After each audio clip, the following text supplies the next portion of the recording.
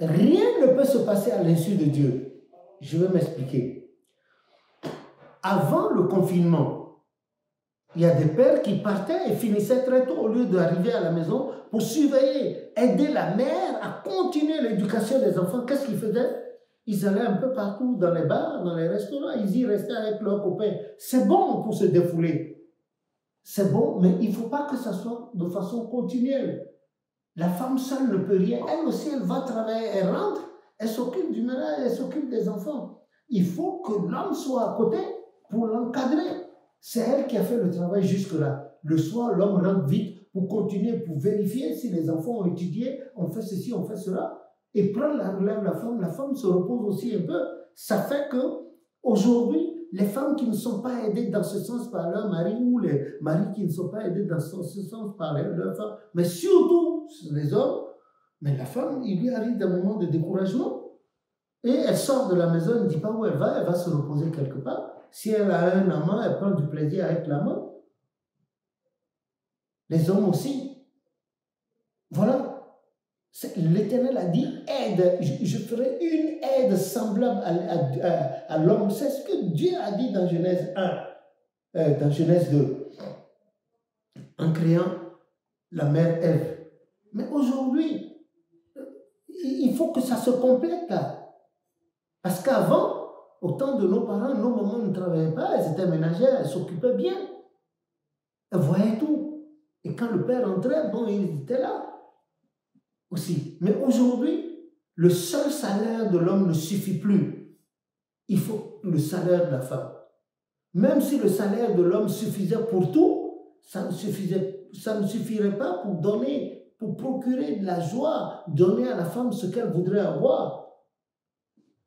Ah oui, l'homme ne peut pas tout donner à la femme, c'est pas possible. Il y a des femmes aussi qui aiment participer pour se sentir responsable.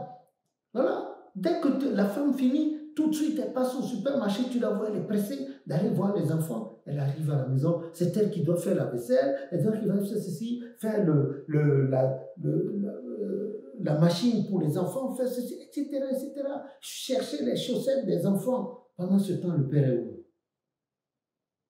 Je suis homme, moi aussi. Il est où, là? Et c'est la femme seule, elle porte la grossesse, le soir, là, le père monte là-dessus, elle doit faire à manger, elle doit s'occuper du père, tout ça. Non, un peu d'humanité et d'humanisme vis-à-vis de la femme. Sinon, elle peut péter les plombs. On a vu des ménages ici où la femme, un beau jour, s'est levée, elle n'a plus rien fait. Hein. Se lève le matin, elle se lève, elle fait son petit déjeuner à elle seule. Elle ne fait pas pour les enfants ni pour papa. Elle va au travail le soir, avant d'arriver, elle achète quelque chose à McDo. Quand elle arrive, elle mange ça, elle va se laver, puis elle va au dodo. Elle ne dit pas bonjour ni bonsoir. Les enfants s'approchent, lui parlent, elle les regarde. Elle ne dit rien. Et ça a duré 7 jours. Mais on a vu l'état de la maison. Et c'est le père là qui passait le temps dehors à aller de groupe en groupe pour aller boire un verre par-ci par-là, qui a compris. Et il a compris que la femme, il a demandé pardon à la femme. La femme a dit, mais est-ce que je t'ai dit que tu m'as fait des choses? Tu ne m'as pas offensé. Les enfants aussi se sont mis à pleurer. Elle n'a rien dit. Et ils ont organisé la maison. Et désormais, le plus grand s'occupe de tout. Quand la maman vient, elle vient pour peaufiner seulement. Voilà. Nous ne devons pas arriver à ce stade-là. On devait tous coopérer et aider la femme. Parce que nous reconnaissons, il y a même un film que nous avons projeté dans une association à d'autres personnes. On dit que la société repose sur la femme. Et ça concernait l'Afrique. On a vu que la femme porte l'Afrique. Et c'est vrai, ce sont les femmes qui portent l'Afrique. Ici aussi, ça se passe. Les femmes, tu les vois, elles ne pensent qu'aux enfants, au ménage. Elles sont à féliciter. Bon, bien sûr, la proportion des hommes qui ne respectent pas aussi, elle est très négligeable. Mais il y a beaucoup quand même qui sont... Maintenant, ceux qui le font également, il faut qu'ils le fassent correctement. Un jour, j'étais dans un marché de Leader Price. Il y a un monsieur qui est venu, non pas, oui, Leader Price, je ne sais plus, ou bien à 2 pas ou au champ, je ne sais plus. Donc, il a vu du yaourt. Quand il a vu le yaourt, il n'a pas, au lieu de chercher les prix, et puis lui, il a vu la qualité, il a acheté ce qui est cher. Il est allé à la maison, je crois, les environs du super. Nous, on était dans les rangs encore quand il... Et peu de temps après, on a vu une femme arriver toute rouge, fâchée. Elle est allée à la caisse. Elle a demandé à l'homme, dans leur langue, à quelle caisse tu as payé? L'homme a sorti timidement le doigt, a dit, et elle dit, madame, il n'y a pas beaucoup d'argent à la maison. Ça, c'est du gaspillage. Vous imaginez? Demandez-lui si elle a l'argent. Il ne travaille pas. Ce que j'ai pensé, je lui ai donné parce que je me sentais mal. Il est venu tout mettre dans un truc de yaourt. Jamais, je n'achète pas. La femme dit que c'est encaissé. Elle dit non, non, non, appelez la police. Jamais. Jamais, jamais. Non, non, non, non, non, non. Les enfants vont manger quoi demain? Et puis, quand elle parle à la caissière sur le tout, elle engueule le mari. La femme et les autres qui travaillent là, les autres caissières ont fait signe à la femme. Je crois qu'ils ont fait leur manipulation. Donc, elle a donné, et la femme lui a dit, bon, allez faire votre choix. Elle est allée faire le choix, et il y avait au moins 25 € de différence. Donc, on lui a... Quand elle sortait, elle a poussé son mari là-dehors. Tout le monde a éclaté de rire. Voilà. Ça, c'était la savonnade qu'elle lui passait devant les gens. Mais quand elle sera à la maison, je crois qu'elle va lui blanchir les cheveux ou bien lui noircir, que le nom de l'Éternel soit béni. Vous voyez, c'est-à-dire, on ne peut condamner personne. On ne peut condamner personne. Il y a certains qui voudraient faire mieux, mais ils n'arrivent pas. Il y a certains également qui voudraient faire mieux, mais n'arrivent pas. Il y a les problèmes sociétaux, etc., etc.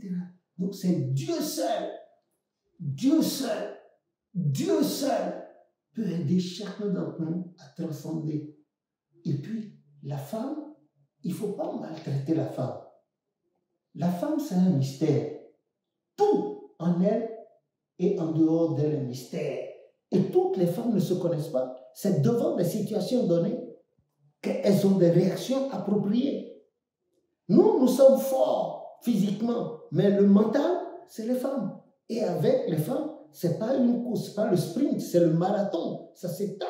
C'est pour ça que la plupart du temps, les pères de famille meurent avant les femmes. C'est rare qu'on trouve des femmes qui meurent et qui laissent le... Non, elles vivent des années, des décennies encore après. Celles qui veulent refaire leur vie se la refont. Celles qui veulent rester restent. Les gens comme maman, et mon papa est mort 33 ans après, maman est partie. Mon oncle est mort 49 ans après, sa femme est morte. 49. Elle était à la veille du jour d'avoir ses 100 ans. Quand elle est morte, il y a 4 ans. Que le nom de l'Éternel soit béni. Donc, moi, j'admire les femmes. J'admire. C'est un mystère. Quand tu vois une femme, c'est un mystère. C'est un mystère. Quand toi, tu parles, elle a sa manière d'adhérer ou non à ce que tu dis. Elle a sa pensée là-dessus. Et surtout, le prophète Oshopha, en parlant des devanciers dans l'église et en parlant du gouvernement de la femme sur son corps, elle a dit aux devanciers, il disait aux devanciers, je vous l'ai rapporté dans un des livres, il a dit de ne jamais prendre par la violence à la femme ce qui lui appartient. Et ce qu'elle a de propre en elle, de ne pas. Tout se fait par négociation et coopération. Il faut parler à la femme. Il faut la mener à accepter.